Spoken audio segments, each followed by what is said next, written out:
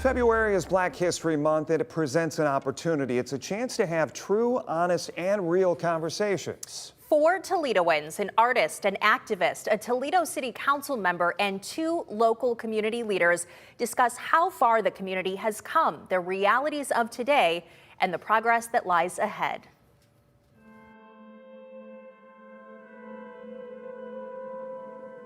We've got a lot of people out there that don't value life, don't value their life. I worked in high school and would have the conversation with my young men, and they say, "Oh, Miss Mac, I'm not gonna live to be 21.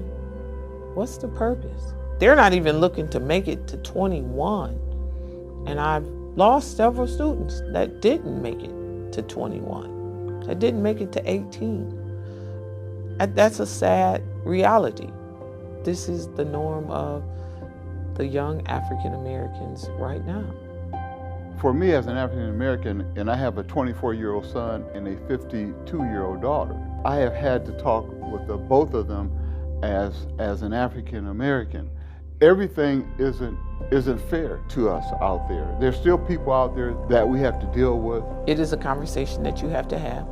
You have to think about what you're going to name your child, how that name is going to go with your child the rest of their life, not just as a baby. When they're adult, when they put their name on an application as an African American child, as an African American female, we have to think about those things in teaching our children how to speak so that when you are on the telephone, they don't automatically say to themselves, "You must be a black girl." Nope. Or they look at the application and see the name. Should it be like that? No, but the reality is, it is. Yes, we have to have those conversations, not just with our sons about when you're being stopped, but with our daughters also. I understand it, and that's the reality and the climate that we live in, but guess what? That ain't what we gotta accept. You know, that's how you get change, is not accepting the things that you don't feel is right.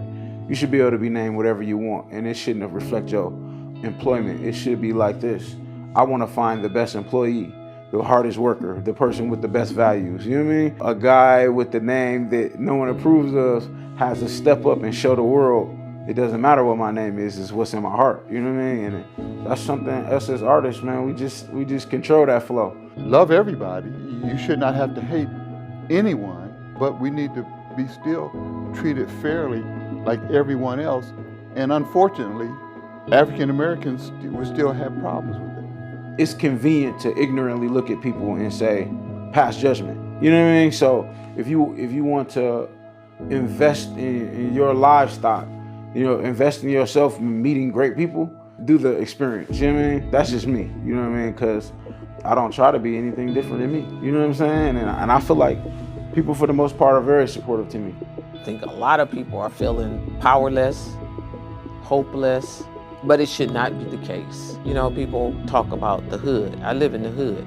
Let's bring the neighbor back to the hood, where it is a neighborhood where children can play outside and don't have to dodge bullets, where parents can feel safe enough to let their children play outside, and that they're neighborhoods where we actually have a neighbor and we have to empower them and equip them for it. Almost everything we do, in fact, I'd say everything we do, is a collaborative effort with somebody else. We look at what we have, we touch somebody on the shoulder and say, hey, look, we're going to collect, you know, scarves and hats and coats.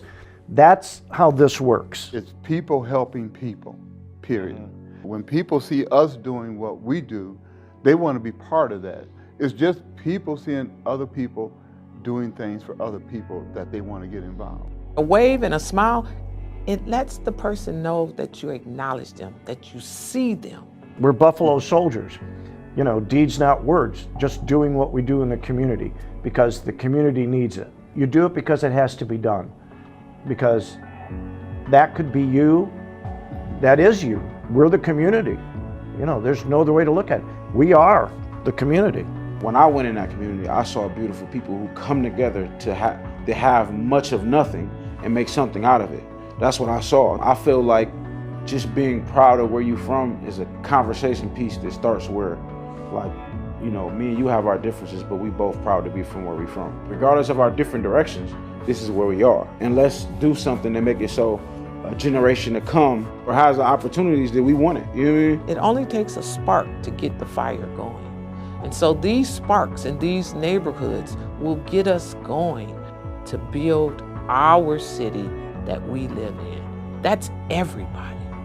Ain't no little me and big you. We all just people. That's what it's all about. We've came a long way. You know, there was a time I would get on a bus, honest goodness truth, going on a church trip down south. When we stopped at a restaurant, we couldn't go inside.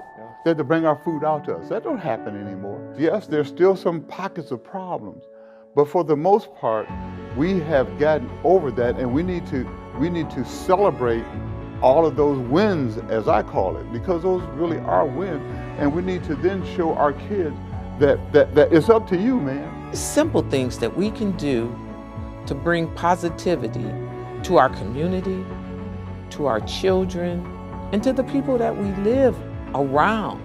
And so we have to do that. We have to be intentional. The information that we put in our murals, I want that to be a blueprint for each area. Like, if your neighborhood has health disparities, if your neighborhood lacks economic education, whatever it lacks, use your artist to create awareness around it and start conversations that create change. That's what I want people to get from this neighborhood. And I feel like it's already spreading, so. When we do our missions, whether it's our school missions, whether it's our homeless missions, it's a mixture of people that we interact with. There are people out there with no shoes. I mean, a guy walking around in socks and in 0-degree weather. Well, you got to do something about that. You can't wait. You can't be the person who says, man, somebody should do something about that, because you are that somebody. That's the key. And I believe with all my heart that we are growing to be better in the city of Toledo.